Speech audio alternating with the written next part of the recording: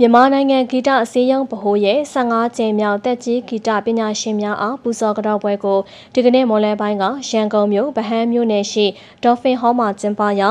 နိုင်ငံတော်ယာယီသမ္မတနိုင်ငံတော်လုံခြုံရေးနှင့်အေဂျင့်တာယာရေးကော်မရှင်ဥက္ကဋ္ဌတမတော်ကာကွယ်ရေးဦးစီးချုပ်ဗိုလ်ချုပ်မှုကြီးမင်းအောင်လှိုင်နှင့်စနီဒေါ်ကျူကျူလှမိသားစုတို့ကငွေကျပ်သိန်း100လှူဒန်းပါတယ်အခမ်းအနားမှာပြန်ကြားရေးဝန်ကြီးဌာနဒုတိယဝန်ကြီးဦးရဲတင့်နဲ့တိုင်းဒေသကြီးလူမှုရေးရာဝန်ကြီးဦးထေးအောင်တို့ကမုဒိတာစကားပြောကြားကြပါတယ်။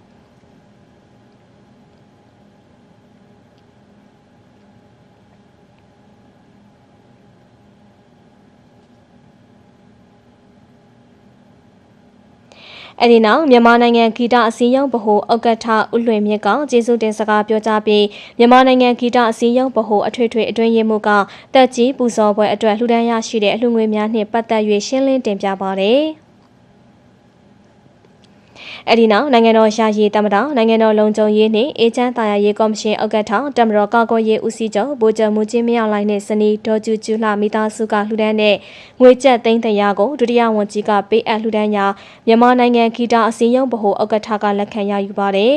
။ဆက်လက်ပြီးပြန်ကြားရေးဝန်ကြီးဌာနကလှူဒန်းတဲ့ငွေကျပ်သိန်း30ကိုဒုတိယဝန်ကြီးက၎င်းရန်ကုန်တိုင်းဒေသကြီးဆိုရအဖွဲ့ကလှူဒန်းတဲ့ငွေကျပ်156သိန်းကိုတိုင်းဒေသကြီးလူမှုရေးရာဝန်ကြီးက၎င်းရန်ကုန်တိုင်းဒေသကြီးပြည်ထောင်စုကြံ့ခိုင်ရေးနှင့်ဖွံ့ဖြိုးရေးပါတီကလှူဒန်းတဲ့ငွေကျပ်10သိန်းကိုတာဝန်ရှိသူတို့က၎င်းအလှူရှင်များကအလှူငွေများကို၎င်းပေးအပ်လှူဒန်းကြရာမြန်မာနိုင်ငံဂီတအစည်းအရုံးဗဟိုဥက္ကဋ္ဌကလက်ခံရယူပြီးဂုဏ်ပြုမှတ်တမ်းလွှာများပြန်လည်ပေးအပ်ပါတယ်။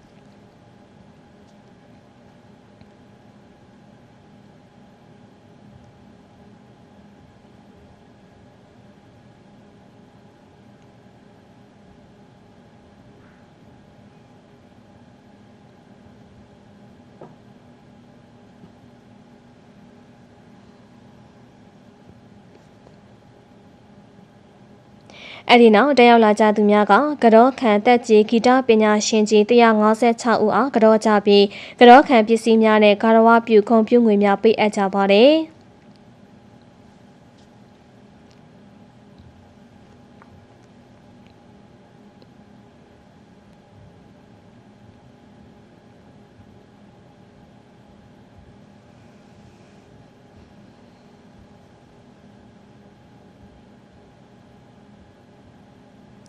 အဲဒီနောက်ကြောခံတက်ကြီးဂီတပညာရှင်ကြီးများကိုစားစီသူဒေါ်တင်တင်များကဩဝါဒစကားပြောကြားခဲ့ကြောင်းသိရှိရပါတယ်ရှင်။